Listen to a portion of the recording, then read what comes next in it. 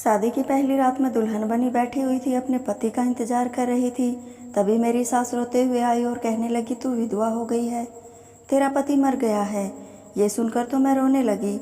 मेरी तो पूरी दुनिया ही उजड़ गई थी, लेकिन कर भी तो क्या सकती थी। पति का अंतिम संस्कार होने के बाद भी बिना पति के मुझे ससुराल में ही रहना पड़ा, क्योंकि मायके में भी मेरा कोई ठिकाना नहीं था। माँ सौतेली थी, लेकिन ससुराल में रहे। अभी कुछ ही दिन गुजरे थे कि अचानक मैं प्रेग्नेंट हो गई। आखिर कैसे? मेरी प्रेगनेंसी की खबर सुनकर सभी हक्का बक्का रह गए और मुझे खरी खोटी सुनाने लगे। सभी ने इस बच्चे को गिराने को कहा। मेरी सास इस बात के लिए राजी हो गई, लेकिन उन्हें यह जानना था कि आखिर यह बच्चा किसका है।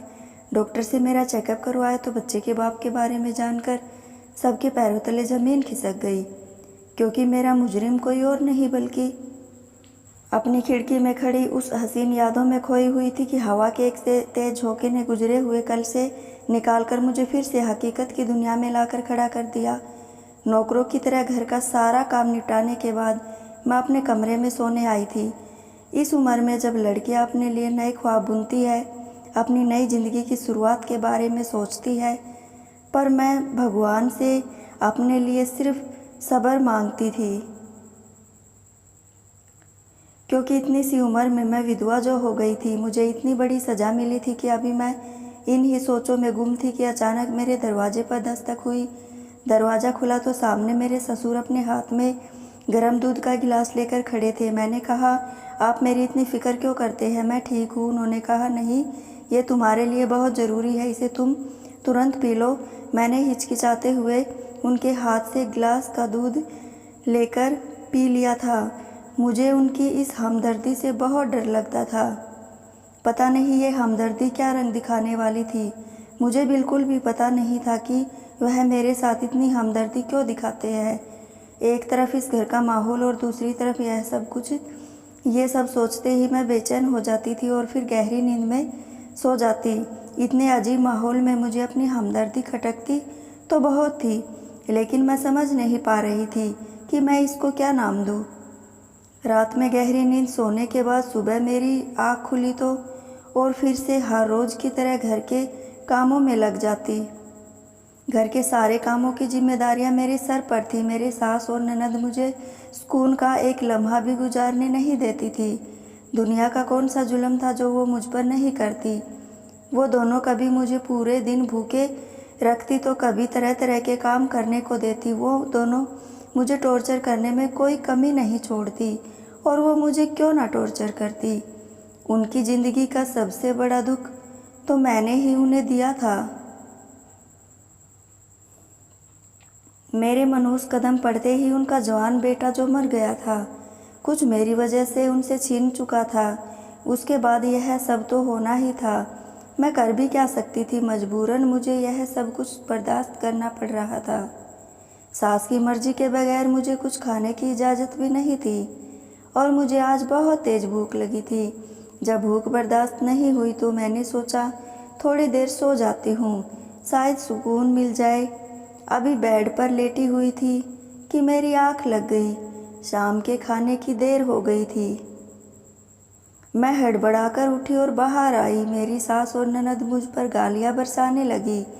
मेरी ननद तो मुझे मारने पीटने भी लगी। मैं हाथ जोड़कर उनसे माफ़ी मांगने लगी, लेकिन मुझ पर उन्हें जरा भी रहम नहीं आया, और आखिरकार उन्होंने मुझसे आखिरी पनाह भी छीन ली। अब मेरा ठिकाना स्टोर रूम में था, जहाँ पर कबाड़ खाना भरा हुआ था। वहाँ सिर्फ इतनी जगह थी कि मैं चादर बिछाकर सो जाऊँ। अपनी किस्मत समझकर मैं सब कुछ बर्दाश्त करती जा रही थी, क्योंकि इसके अलावा कोई चारा भी तो नहीं था। मेरे दिन कुछ इसी तरह गुजर रहे थे कि अचानक मेरी तबीयत खराब हो गई और मुझे अपनी सास और ननद के साथ हॉस्पिटल जाना पड़ा। पर चेकअप के बाद तो मेरे ऊपर कयामत ही टूट पड़ी। हम सभी हक्का बक्का होकर डॉक्टर का मुंह देखने लगे। मेरी सास ने डॉक्टर से पूछा, डॉक्टर साहिबा, आप ये क्या बोल रही है? ऐसा कैसे हो सकता है? इसके पति यानी मेरे बेटे को तो मरे हुए महीनों गुजर गए, तो फिर ये प्रेग्नेंट कैसे हो सकती है?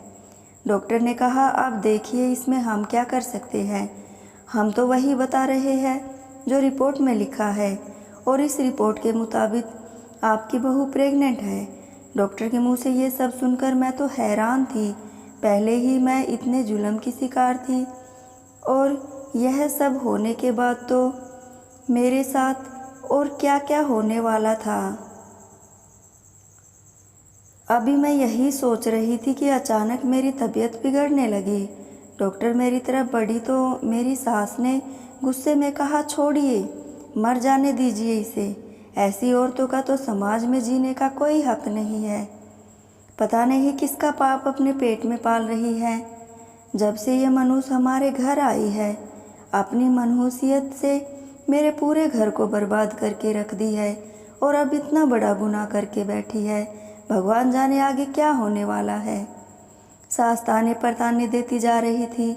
मेरी ननद ने कहा, इस तरह रोने धोने से, यहाँ पर तमाशा करने से कुछ नहीं होने वाला। इसे लेकर घर चलते हैं, वहाँ जाकर देखते हैं कि आगे क्या करना है। वो दोनों मुझे लेकर घर आ गए। घर का सारा काम निपटाने के बाद मैं स्टोर रूम में आराम करने चली गई। स्टोर रूम में मुझे नींद आ रही थी। तभी अचानक मेरे दरवाजे पर दस्तक हुई। मैं बहुत हैरान हुई कि इस वक्त आखिर कौन होगा। मैंने दरवाज़ा खोला तो सामने मेरे ससुर हाथ में दूध का गिलास पकड़े खड़े थे। आप क्यों तकलीफ़ उठाते हैं?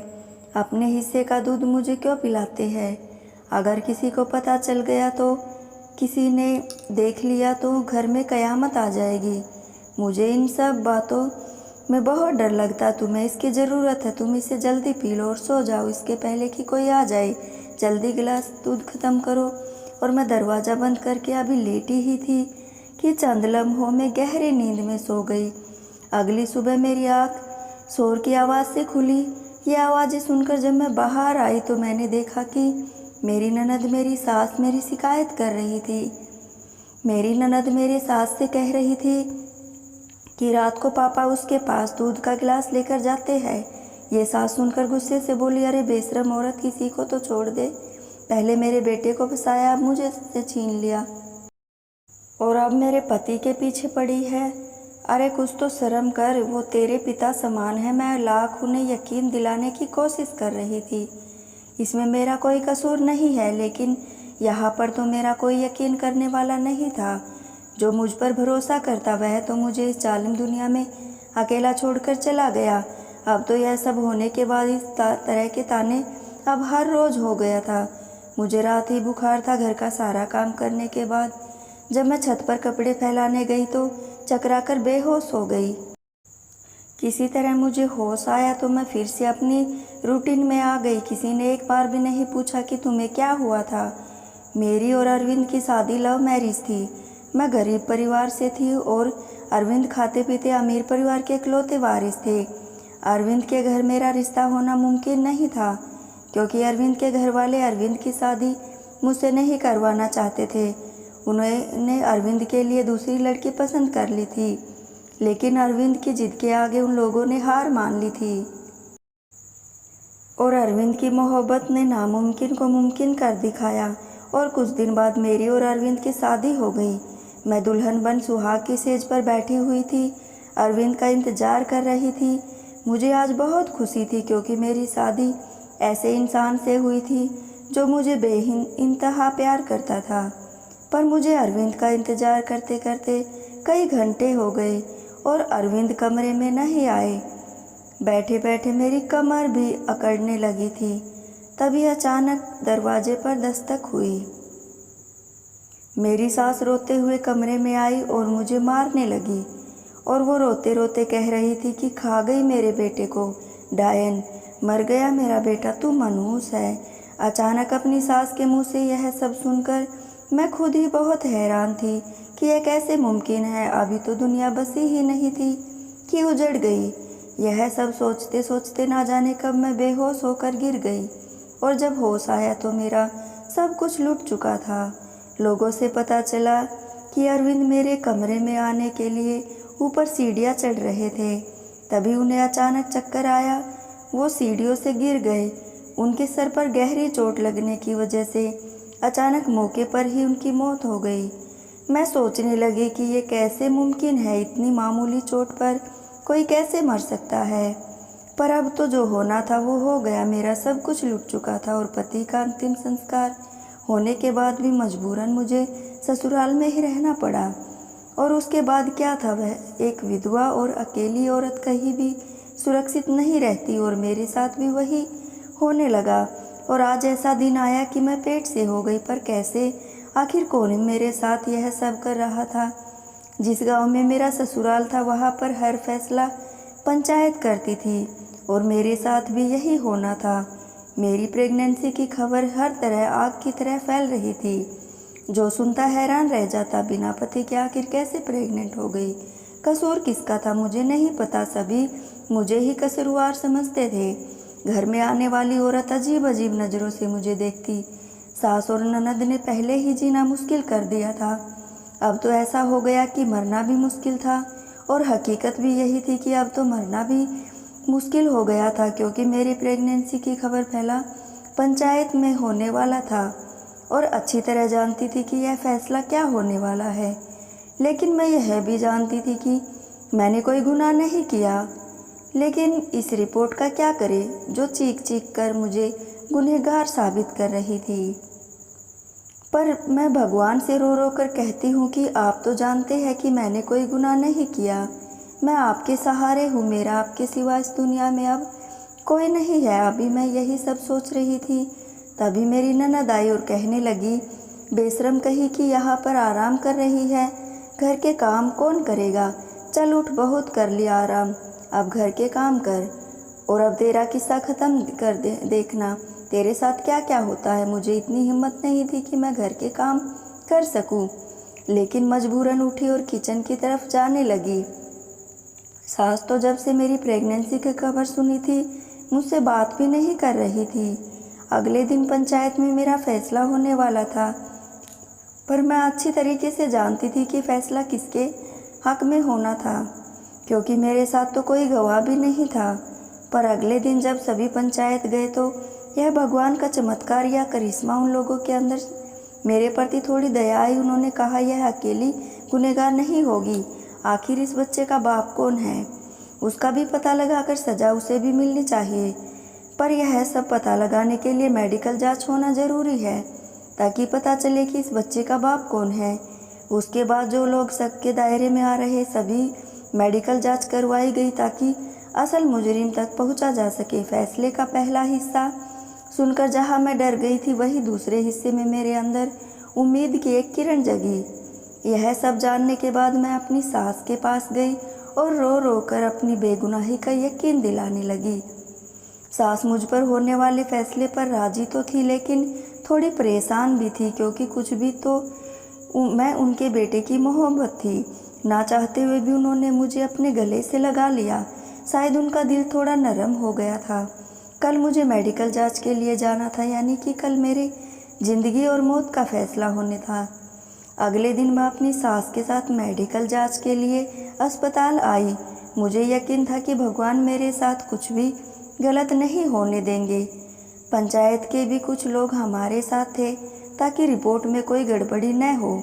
कुछ देर बाद डॉक्टर मुझे लेकर रिपोर्ट के साथ सबके सामने आई और बोली कि आपकी बहू प्रेग्नेंट तो क्या, इसे आज तक किसी मर्द ने छुआ तक नहीं, यह तो बिल्कुल कुंवारी है।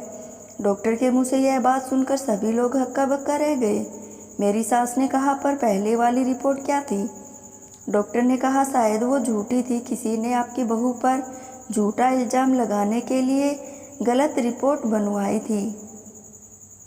इस बात पर पंचायत के लोगों ने कहा कि हम उस डॉक्टर को बुलाकर हकीकत पता करेंगे, ताकि सच सबके सामने आ जाए।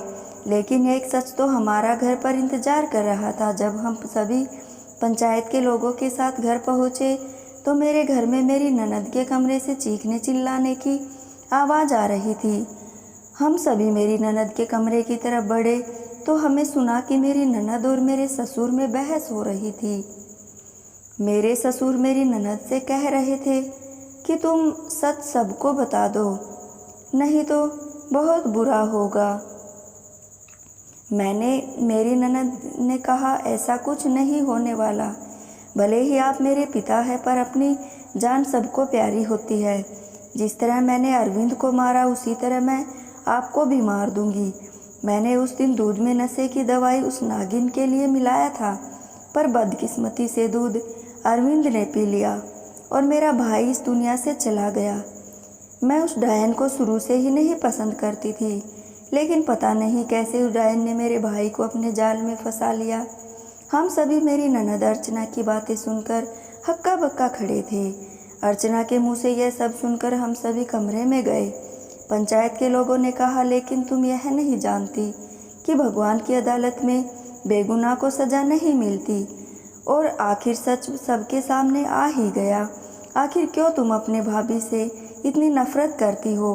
अर्चना ने कहा, क्योंकि मैं इस लड़की से अपने भाई की शादी नहीं करवाना चाहती थी। मैं अपनी सहेली के भाई से प्यार करती थी। उसके भाई ने एक शर्त रखी थी कि अगर उसकी बहन यानी अपनी सहेली की शादी अपने भाई से करवा दूँ तभी वो मुझसे शादी करेगा, क्योंकि मेरी सहेली मेरे भाई को पसंद करती थी। अभी मैं इस बारे में अपनी माँ और भाई से बात करने वाली थी, तभी ये डायन मेरे भाई की ज़िंदगी में आ गई। तब से मैं इससे नफ़रत करने लगी, क्योंकि अगर यह मेरे भाई की ज़िंदगी में नहीं आई होती तो आज जिसे मैं पसंद करती हूँ उसे मेरी शादी हो गई होती और उसकी बहन की शादी मेरे भाई से। लेकिन इसने आकर मेरे सारे धरे पर पानी फेर दिया। यह सब सुनने के बाद मेरी सास ने अर्चना को एक ज़ोरदार थप्पड़ मारा और तुरंत पुलिस को फ़ोन किया। पुलिस ने मेरी ननद से सख्ती से पूछताछ की। मेरी ननद ने सब कुछ उगल दिया। मेरी प्रेगनेंसी की झूठी रिपोर्ट भी उसने बनवाई थी। मेरी ननद अर्चना ने नफ़रत की आग में मेरी ज़िंदगी खराब करने के लिए साथ साथ उसने अपनी भी ज़िंदगी खराब कर दी थी। तो दोस्तों, अगर आपको यह कहानी अच्छी लगी हो तो कमेंट बॉक्स में ज़रूर बताइएगा और चैनल को सब्सक्राइब कर लीजिएगा।